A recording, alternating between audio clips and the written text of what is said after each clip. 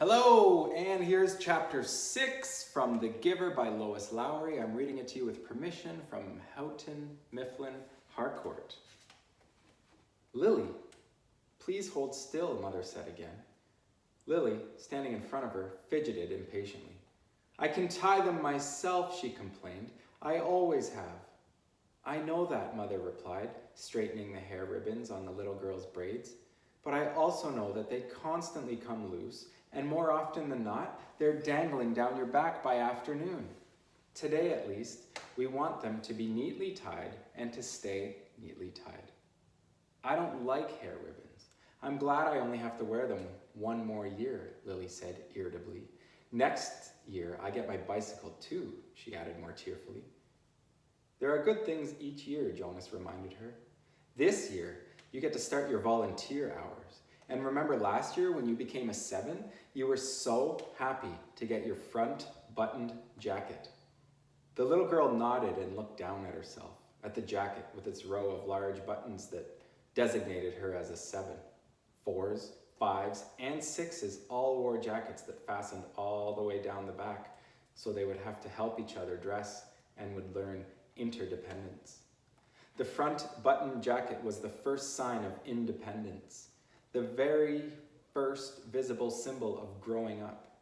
The bicycle at 9 would be the powerful emblem of moving gradually out into the community, away from protective family units. Lily grinned and wriggled her way away from her mother. And this year, you will get your assignment, she said to Jonas in an excited voice. I hope you get pilot and that you take me flying. Sure I will, said Jonas. And I'll get a special little parachute that just fits you, and I'll take you up, maybe 20,000 feet, and open the door, and Jonas, Mother warned. I was only joking, Jonas groaned. I don't want pilot anyway. If I get pilot, I'll put in an appeal. Come on, Mother said. She gave Lily's ribbons a final tug. Jonas, are you ready? Did you take your pill? I want to get a good seat in the auditorium. She prodded Lily to the front door and Jonas followed. It was a short ride to the auditorium, Lily waving to her friends from her seat in the back of Mother's bicycle. Jonas stowed his bicycle beside Mother's and made his way through the throng to find his group. The entire community attended the ceremony each year. For the parents, it meant 2 days holiday from work. They sat together in a huge hall. Children sat with their groups until they went, one by one, to the stage. Father, though, would not join Mother in the audience right away. For the earliest ceremony, the naming, the nurturers brought the new children to the stage. Jonas, from his place in the balcony with the 11s, searched the auditorium for a glimpse of his father. It wasn't at all hard to spot the nurturers section at the front. Coming from it were the wails and howls of the new children who sat squirming on the nurturers' laps. At every other public ceremony, the audience was silent and attentive, but once a year, they all smiled indulgently at the commotion from the little ones waiting to receive their names and families. Jonas finally caught his father's eye and waved. Father grinned and waved back, then held up the hand of the new child on his lap, making it wave too. It wasn't Gabriel. Gabe was back at the nurturing center today being cared for by the night crew. He had been given an unusual and special reprieve from the committee and granted an additional year of nurturing before his naming and placement. Father had gone before the committee with a plea on behalf of Gabriel, who had not yet gained the weight appropriate to his days of life, nor begun to sleep soundly enough at night to be placed with his family unit. Normally, such a new child would be labeled inadequate and released from the community. Instead, as a result of Father's plea, Gabriel had been labeled uncertain and given the additional year. He would continue to be nurtured at the center and would spend his nights with Jonas's family unit. Each family member, including Lily, had been required to sign a pledge that they would not become attached to this little temporary guest, and that they would relinquish him without protest or appeal when he was assigned to his own family unit at the next year's ceremony. At least, Jonas thought, after Gabriel was placed next year, they would still see him often, because it would be part of the community. If he were released, they would not see him again, ever. Those who were released, even as new children, were sent elsewhere and never returned to the community. Father had not had to release a single new child this year, so Gabriel would have represented a real failure and sadness. Even Jonas, though he didn't hover over the little one the way Lily and his father did, was glad that Gabe had not been released. The first ceremony began right on time, and Jonas watched as one another. The first ceremony began right on time, and Jonas watched as one after another each new child was given a name and handed by the nurturers to its new family unit. For some, it was a first child, but many came to the stage accompanied by another child beaming with pride to receive a little brother or sister, the way Jonas had when he was about to be a 5. Asher poked Jonas's arm. "Remember when we got Philippa?" he asked in a loud whisper. Jonas nodded. It had only been last year. Asher's parents had waited quite a long time before applying for a second child. Maybe, Jonas suspected, they had been so exhausted by Asher's lively foolishness that they had needed a little time. 2 of their group, Fiona and another female named Thea, were missing temporarily, waiting with their parents to receive new children. But it was rare that there was such an age gap between children in a family unit. When her family's ceremony was completed, Fiona took the seat that had been saved for her in the row ahead of Asher and Jonas. She turned and whispered to them, "He's cute, but I don't like his name very much." She made a face and giggled. Fiona's new brother had been named Bruno. It wasn't a great name, Jonas thought, like Gabriel, for example, but it was okay. The audience applause, which was enthusiastic at each naming, rose in an exuberant swell when one paternal pair, glowing with pride, took a male new child and heard him named Caleb. This new Caleb was a replacement child. The couple had lost their first Caleb, a cheerful little 4. Loss of a child was very, very rare. The community was extraordinarily safe, each citizen watchful and protective of all children. But somehow, the first little Caleb had wandered away unnoticed and fallen into the river. The entire community had performed the ceremony of loss together, murmuring the name Caleb throughout the entire day, less and less frequently, softer in volume, as the long and somber day went on, so that the little 4 seemed to fade away gradually from everyone's consciousness. Now, at this special naming, the community performed the brief murmur of replacement ceremony, repeating the name for the first time since the loss, softly and slowly at first, then faster and with greater volume as the couple stood on stage with the new child sleeping in the mother's arms. It was as if the first Caleb were returning. Another new child was given the name Roberto, and Jonas remembered that Roberto the Old had been released only last week. But there was no murmur of replacement ceremony for the new little Roberto. Release was not the same as loss. He sat politely through the ceremonies of 2 and 3 and 4, increasingly bored as he was each year. Then a break for midday meal, served outdoors, and back again to the seats for the 5s, 6s, 7s, and finally, last of the first day's ceremonies, the 8s. Jonas watched and cheered as Lily marched proudly to the stage, becoming an 8 and received the identifying jacket that she would wear this year. This one with smaller buttons and for the first time, pockets, indicating that she was mature enough to now keep track of her own small belongings.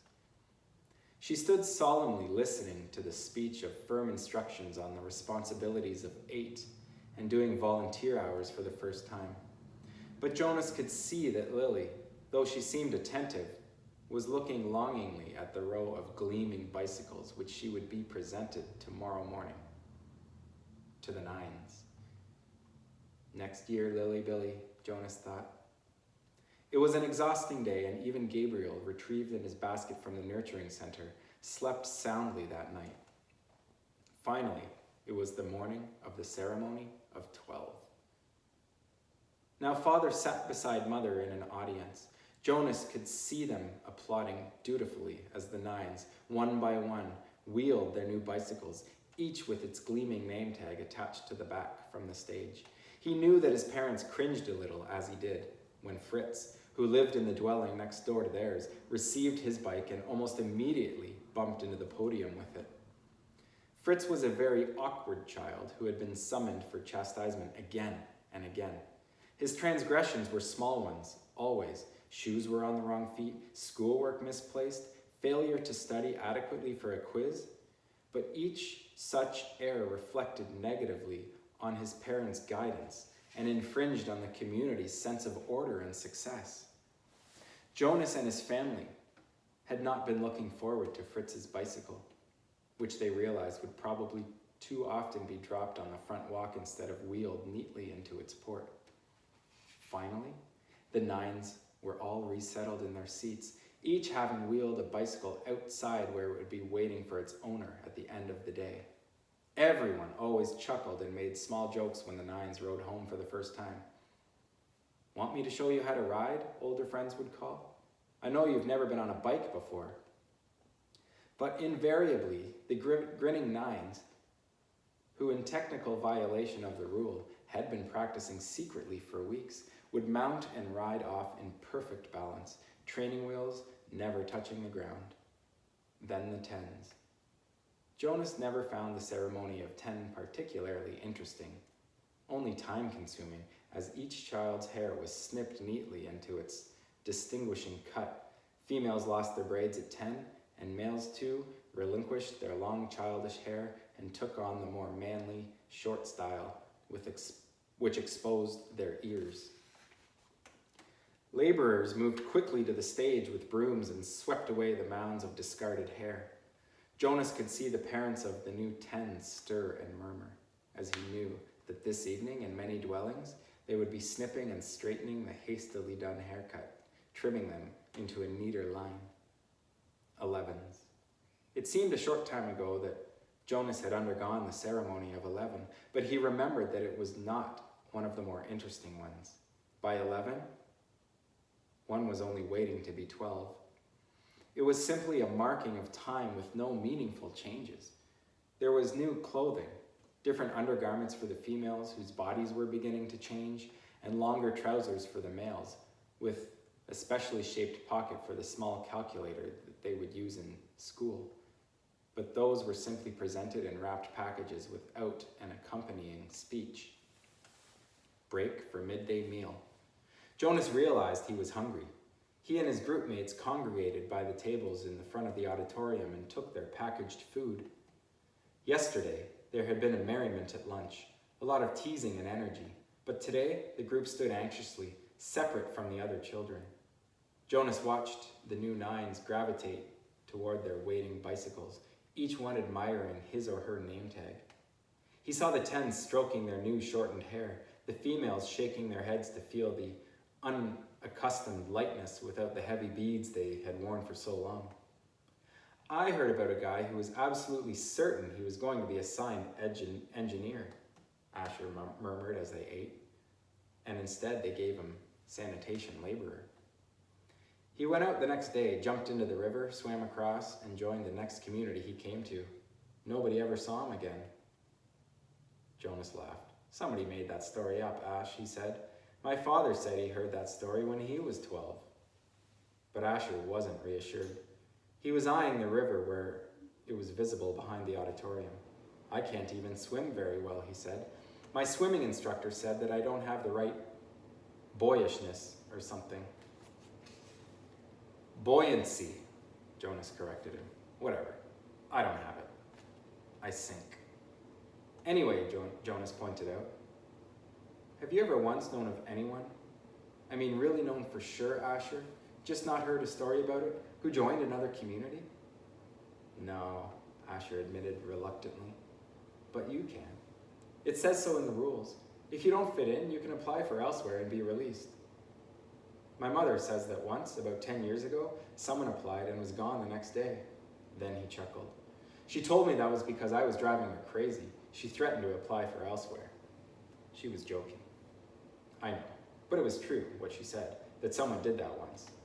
She said that it was really true. Here today and gone tomorrow, never seen again, not even a ceremony of release. Jonas shrugged. It didn't worry him. How could someone not fit in? The community was so meticulously ordered, the choices so carefully made. Even the matching of spouses was given such weighty consideration that sometimes an adult who applied to receive a spouse waited for months or even years before a match was approved and announced. All of the factors, disposition, energy level, intelligence, and interests had to correspond and to interact perfectly. Jonas's mother, for example, had higher intelligence than his father, but his father had a calmer disposition. They balanced each other. Their match, which was like all matches, had been monitored by the community of elders for 3 years before they could apply for children. Had always been a successful one.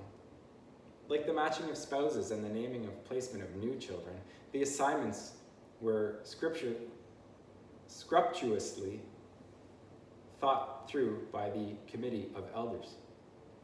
He was certain that his assignment, whatever it was to be, and Asher's too, would be right for them.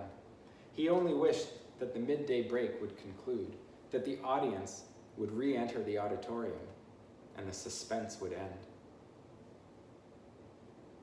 As if in answer to his unspoken wish, the signal came and the crowd began to move towards the doors.